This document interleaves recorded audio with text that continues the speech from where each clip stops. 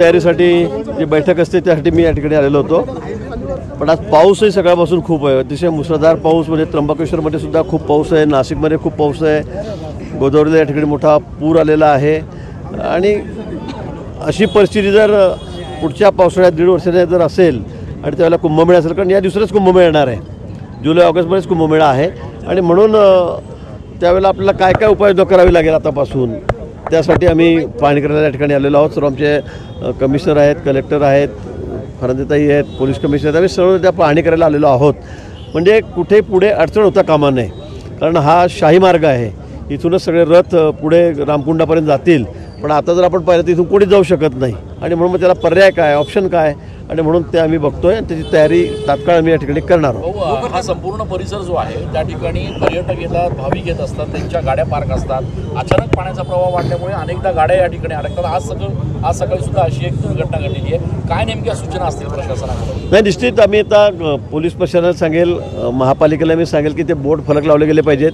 इथे काही लोक अशा दिवसामध्ये उभे करून गार्ड्स त्यांना गाड्याचं पार्किंग त्यांना वेगळ्या ठिकाणी करायला लावावं लागेल। कारण आता अचानक पाऊस येतो, आपण बघितलं की रेकॉर्डतोड पाऊस या ठिकाणी होतोय, वरती होतोय, आणि त्यामुळे अचानक पूर येतो आणि मग कोणाला याची कल्पना नसते की इतका जोरात या ठिकाणी एवढा मोठ्या प्रमाणात पूर येईल। आणि म्हणून या ठिकाणी आता आम्ही फलके लावू, सगळ्या आमचे गार्ड्स या ठिकाणी ठेवून पार्किंग कुठे करायचं, किती सुरक्षित ठिकाणी कुठे करायचं, हे आम्ही सूचना देऊ। या ठिकाणी गोदावरीवर काही पूल जे ते जीर्ण झालेले आहेत, 100 वर्षापेक्षाही अधिक आयुर्मान त्यांचं झालेलं आहे। निश्चित आम्ही काही पूल त्या ठिकाणी तोडतो आहोत, नवीनही पूल आम्ही करतो आहोत, त्याचे टेंडरही झालेले आहेत। 4-5 पुलांचे टेंडर आता झालेले आहेत, मला वाटतं एक या आठवड्यातच वर्क ऑर्डरसुद्धा त्यांची होईल। म्हणजे जीर्ण झालेले आहेत। आता हाही पूल आपण जो उभा आहे हा पण जीर्ण झालेला आहे, मधला जो पूल आहे तोही आपण त्या ठिकाणी काढतोय। पण कुंभमेळ्याच्या दृष्टीने कुठे अडचण होणार नाही, गर्दीचं नियोजन व्यवस्थित होईल यासाठी आमची पूर्ण तयारी चाललेली आहे। नालेसफाईचा पाणी मिसळत आहेत, अनेक ठिकाणी ड्रेनेजमधून बाहेर पाणी येतं चेंबरमधून। पावसाळ्यापूर्वी जे काही महापालिकेची कामं आहेत तीच कुठे ते फोल्ड ठरलेले दावा तेही आम्ही बघतो आहोत। इथे काही ठिकाणी ड्रेनेजचं पाणी निघतंय आणि त्या स्मार्ट सिटीच्या योजनेमध्ये काही चुका झालेल्या आहेत, काही टेक्निकल चुका झालेल्या आहेत, पण त्या आम्ही तात्काळ दुरुस्त करतो। मॅडम मला आता तेच सांगत होते, त्याच दाखवत होत्या की बघा हे पाणी ड्रेनेजचं इथून येतं आहे, तिथून येतं आहे।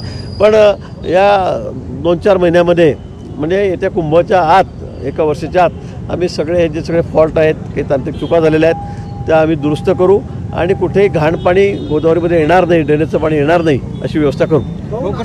ओझरमध्ये एक जण वाहून गेलेला आहे बाणगंगेमध्ये, त्याची काही माहिती मिळाली का, तो कोण होता आणि त्याचं काही? नाही, आपल्याकडूनच मलाही ही माहिती मिळाली। मला गाडी वाहून गेली म्हणून तुम्ही सांगितलं, म्हणून मी या ठिकाणी आलो। पण कोण कुठे ओझरला का कुठे कोण व्हायला असेल तर त्याची निश्चित मी माहिती घेतो।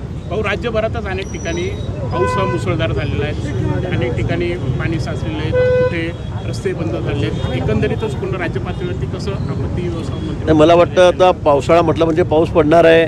कोकणामध्ये विशेष करून मोठ्या प्रमाणामध्ये पाऊस या ठिकाणी तो आहे। मुंबईमध्ये 2-3 दिवस सततधार पाऊस त्या ठिकाणी सुरू आहे, पण सगळं धोक्याच्या बाहेर आहे। आमच्या कंट्रोल रूमच्या माध्यमातून आमच्या सगळ्या ठिकाणी नजर आहे।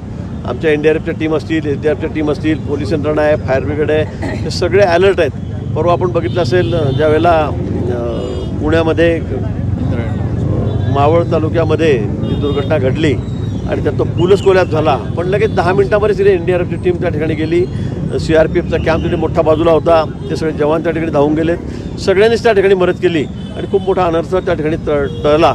सुरुवातीला आपणच बातमी दाखवली की 25-30 लोक वाहून गेलेत, पण त्या सगळ्या वाहणाऱ्या लोकांना स्थानिक गावकऱ्यांनी त्या ठिकाणी अडवलं, त्यांना वाचवलं आणि मोठा अनर्थ त्या ठिकाणी टळला। गिरिजो, एक राजकीय प्रश्न, एकनाथ खडसे म्हणताय की बडगुजरांना घेतलं पण माझ्यात गेला, अडचण काय पाहिजे? आता तुम्हीच आत्मपरिशोध करा की तुम्ही बडगुजरांपेक्षा चला